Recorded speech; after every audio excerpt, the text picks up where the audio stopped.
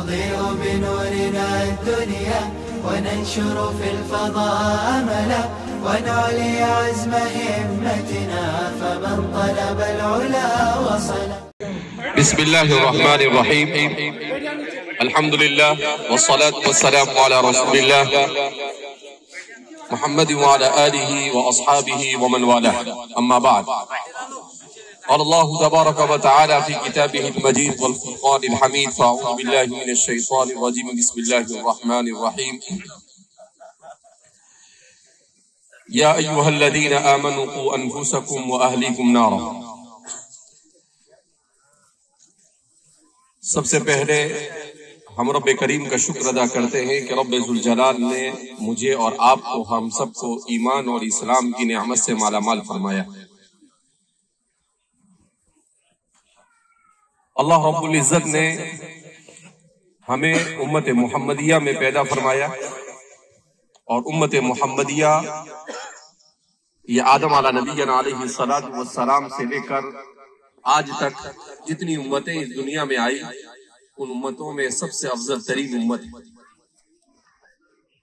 اس امت کے افضل ہونے کے لیے بہت سارے اسباب بیان کیے جاتے ہیں، جس میں سب سے پہلا سبب جو بیان کیا جاتا ہے وہ یہ بیان کیا جاتا ہے کہ اس امت کو افضل البشر احمد مصطفیٰ محمد مجتبیٰ امام الانبیاء صلی اللہ علیہ وسلم جیسے جلیل القدر نبی عطا فرمائے گئے، اور آپ صلی اللہ علیہ وسلم ہی کی برکت سے ہمیں بھی افضل الامم کا خطاب دیا گیا کہ امتوں میں سب سے افضل. اب جب کسی کا مقام اور مرتبہ بلند کیا جاتا ہے تو اس کی ذمہ داری بھی بڑھ جاتی ہے. ہمارا صرف اپنے آپ کو امت محمدیہ میں ہو جانا یہ نجات کے لیے کافی نہیں، بلکہ آخرت کی نجات کے لیے امت محمدیہ کی ذمہ داری یہ ہے، جس کو قرآن نے بیان کیا: کنتم خیر امت اخرجت للناس، کہ تم بہترین امت ہو جو لوگوں کی نفع رسانی کے لیے پیدا کیے گئے.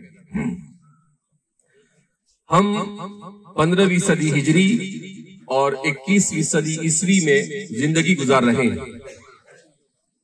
یہ صدی ہجری اعتبار سے بہت ہی زیادہ تیزی کے ساتھ سائنس اور ٹیکنالوجی میں آگے بڑھ رہی ہے، اور دوسری طرف انسان اگرچہ مادی اعتبار سے اور سائنسی اعتبار سے کتنی ہی ترقی کر رہا ہے، مگر وہ روحانی اعتبار سے اور اخلاقی اعتبار سے تنزلی کا شکار ہے. کہ انسانی معاشرے میں پہلے کے جیسی ہمدردی باقی نہیں رہی. انسانی معاشرے میں اپنے وقت کی قدر و قیمت یہ باقی نہیں رہی. انسانی معاشرے میں اپنے رشتہ داروں کے تعلقات کو صحیح ڈھنگ سے ایک دوسرے کے حقوق کو ادا کرنے جو نبی کریم صلی اللہ علیہ وسلم نے اور شریعت مطہرہ نے بیان کیا ہے وہ بھی باقی نہیں رہا.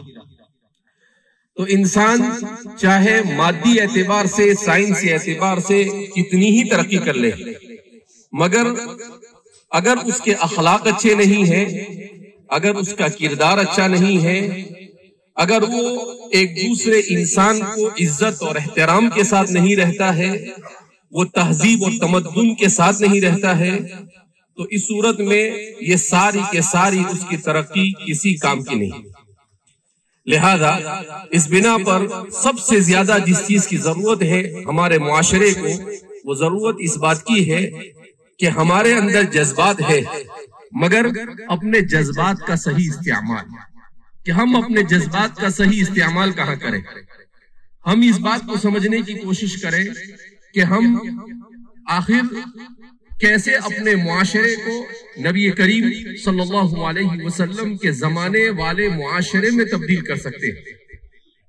ہم اپنے گھر کو ایک اسلامی گھر کیسے بنا سکتے ہیں، ہم اپنے محلے کو اسلامی محلہ کیسے بنا سکتے ہیں، ہم اپنے شہر کو اسلامی شہر کیسے بنا سکتے ہیں. اس کے لیے سب کو مل کر جد و جہد اور محنت کرنی پڑے گی. اس کے لیے سب کو اپنے جذبات کی قربانی دینی پڑے گی. سب کو اپنی اولاد کی صحیح تعلیم و تربیت کی فکر کرنی پڑے گی. جب تک کہ ماں باپ اپنی اولاد کی صحیح تعلیم و تربیت نہیں کریں گے، مدرسہ اور اسکول میں اور کالج میں ٹیچر اور پروفیسر طلباء کو صحیح ڈھنگ سے پڑھائیں گے نہیں، وہاں تک کہ ہمارا معاشرہ یہ اخلاقی بحران سے باہر نہیں آ سکتا ہے. آج ہم نے اپنے ہاتھ میں موبائل لے لیا، ہر فرد موبائل لے کر بیٹھا ہوا ہے، اسے یہ نہیں معلوم کہ اس کا 5 سال کا 6 سال کا بچہ اس کی محبت کے لیے ترس رہا ہے. اسے یہ نہیں معلوم کہ اس کی اولاد اس سے بات کرنے کے لیے بے چین ہے. ہم میں سے ہر ایک اپنے ہی موبائل میں اپنی دنیا میں مست ہے. اسی لیے کہتے ہیں کہ موبائل کے آنے کے بعد انسان مجمع میں بیٹھ کر بھی تنہا ہو گیا. انسان مجمع میں بیٹھ کر بھی کیا ہو گیا؟ تنہا ہو گیا. کہ سارے لوگ بیٹھے ہوئے ہیں لیکن وہ سامنے بیٹھے ہوئے سے بات نہیں کرے گا اور اپنے موبائل میں دوسروں کے ساتھ چیٹنگ کرے گا. تو زیادہ حق اس کا ہے جو آپ کے سامنے بیٹھے ہوئے ہیں، اس کا حق نہیں ہے جو آپ سے دور ہے. تو اگرچہ یہ دنیا ایک گلوبل ولیج بن گئی، بلکہ آپ یہ کہتے ہیں کہ دنیا صرف گلوبل ولیج نہیں بلکہ ایک گاؤں کا چوپال بن گئی، مگر اس سب کے باوجود بھی انسان اگر اپنے ارد گرد سے بے خبر ہے تو پھر ایسی ترقی انسان کے لیے کوئی مصرف کی اور کسی فائدے کی نہیں. لہذا ہم اپنے موبائل کے استعمال کو صحیح ڈھنگ پر لانے کی کوشش کریں. موبائل بنانے والے نے اس لیے بنایا تاکہ اس کے ذریعے سے وقت بچا کر انسان اچھے کام میں لگائے، لیکن ہمارے یہاں پر اپنے کام کے وقت میں ہم موبائل کو استعمال کر رہے ہیں. اس کا مطلب اس کا غلط استعمال ہو رہا ہے. موبائل یہ نشہ ہوگا. اس لیے کہتے ہیں کسی زمانے میں بیڑی اور سگریٹ کا نشہ ہوتا تھا، کبھی تمباکو اور گٹکے کا نشہ ہوتا تھا. اس صدی کا نشہ ہے، آنکھوں کا نشہ ہے اور وہ موبائل کا نشہ ہے. کوئی فوٹو کھینچنے کے لیے ایسی ایسی حرکتیں کرتا ہے کہ اپنی جان سے ہاتھ دھو بیٹھتا ہے. کوئی ویڈیو کرنے کے لیے، ٹک ٹاک بنانے کے لیے ایسی حرکت کرتا ہے کہ پورا گھر پریشان، زخمی ہو گیا. کیسے واقعات ہم سنتے ہیں. تو یہ ایک چھوٹا سا ڈیوائس ہمارے ہاتھ میں کیا آیا، ہم نے یہ سمجھ لیا گویا کہ ہم ترقی کے بالکل عروج پر پہنچ چکے ہیں، مگر یہ ہمارا عروج نہیں ہے، یہ ہماری ترقی نہیں ہے. ہماری ترقی اس میں ہے کہ ہمارا اخلاق اچھے ہو. ہماری ترقی اس میں ہے کہ ہمارے بچے تعلیم یافتہ ہو. ہماری ترقی اس میں ہے کہ ہم ایک دوسرے کا رسپیکٹ کریں، ایک دوسرے کو عزت کی نگاہ سے دیکھیں، ہم اچھا کام کرنے والوں کا تعاون کریں. لہذا اس بنا پر ہم یہاں پر بیٹھے ہیں. اس پیغام کے ساتھ یہاں سے جائے کہ ہم میں سے ہر ایک اچھے اخلاق کا حامل بننے کی کوشش کریں گے. ہم میں سے ہر ایک یہ اس عزم کے ساتھ یہاں سے اٹھے کہ ہم قرآن کے ساتھ اپنے آپ کو وابستہ کریں گے. کیونکہ اگر ہم اللہ کی کتاب سے وابستہ نہیں ہوتے ہیں، شریعت سے وابستہ نہیں ہوتے ہیں، تو اس صورت میں ہمارا مسلمان ہونا یہ حقیقی معنی میں مسلمان ہونا نہیں. ہم ڈپلیکیٹ مسلمان تو ہو سکتے ہیں مگر حقیقی مسلمان نہیں ہو سکتے ہیں. حقیقی مسلمان ہونے کے لیے قرآن نے فارمولہ بیان کیا. قُلْ إِن كُنتُمْ تُحِبُّونَ اللَّهَ فَاتَّبِعُونِي يُحْبِبْكُمُ اللَّهُ. آپ کہہ دیجئے کہ اگر تم چاہتے ہو کہ اللہ سے محبت کرو، فَاتَّبِعُونِي، تو رسول اللہ صلی اللہ علیہ وسلم سے کہا گیا کہ میری پیروی کرو. یحببکم اللہ، اللہ تم سے محبت کرنے لگے. تو اور اس دنیا میں انسان آیا ہی اس لیے تاکہ اسے اللہ کی رضامندی حاصل ہو، اور اللہ کی رضامندی کا حصول شریعت کی پیروی کے بغیر نہیں. 21ویں صدی کا انسان یہ کہتا ہے کہ یار شریعت پر چلیں گے تو ترقی نہیں کر سکتے ہیں، شریعت پر چلیں گے تو بزنس نہیں بڑھا سکتے ہیں. مگر یہ سب انسان کی غلط تصورات، غلط نظریات اور غلط سوچ ہے. انسان جتنا شریعت پر عمل کرے گا اللہ اسے اتنی برکتوں سے، اتنے سکون سے، اتنے اطمینان سے اسے مالا مال کرے گا. اور مسلمان جتنا دین سے دور ہوگا وہ اتنی ہی ٹینشنوں میں، اتنی ہی پریشانیوں اور مشکلات اور مسائل سے دوچار ہوتا چلا جائے گا۔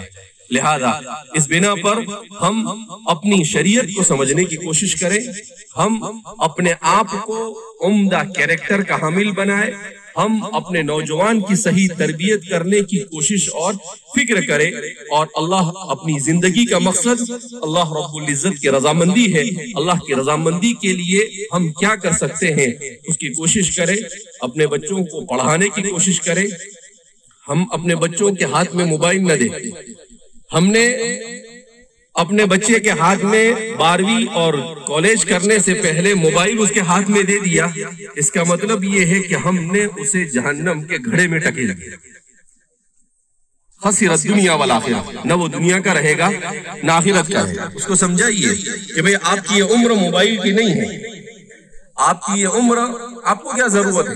موبائل کی ضرورت ہے بزنس مین کو، موبائل کی ضرورت ہے سرون کو، کسی نوکری کرنے والے کو، طالب علم کو کوئی ضرورت نہیں۔ کیوں؟ اس لیے کہ اسمہما اکبر من نفعہما، کہ اس کا نفع کم ہے اور اس کا نقصان زیادہ ہے۔ اگر بچے کو موبائل کے ذریعے سے لت پڑ جاتی ہے گیم کی تو ظاہر سی بات ہے کیا ہے اس میں؟ کچھ بھی نہیں۔ ہم دیکھتے ہیں کہ چھوٹی چھوٹی عمر میں بچے خودکشی کر رہے ہیں، چھوٹی چھوٹی عمر میں بچے بڑی بڑے جرائم میں مبتلا ہو رہے ہیں۔ کیوں؟ اس لیے کہ وہ ایسے گیم کھیل رہے ہیں، ان گیموں کے ذریعے سے ان کے ذہنوں کے اندر میں جرائم کو بھرا جا رہا ہے۔ وہ جو سیریلیں دیکھ رہے ہیں، جو فلمیں دیکھ رہے ہیں، ان فلموں میں وہ جرائم کو دیکھ رہے ہیں۔ تو انسان جس چیز کو اس عمر میں 8 10 12 14 سال کی عمر میں جو چیز وہ دیکھتا ہے اسی کو کرنے کی کوشش کرتا ہے۔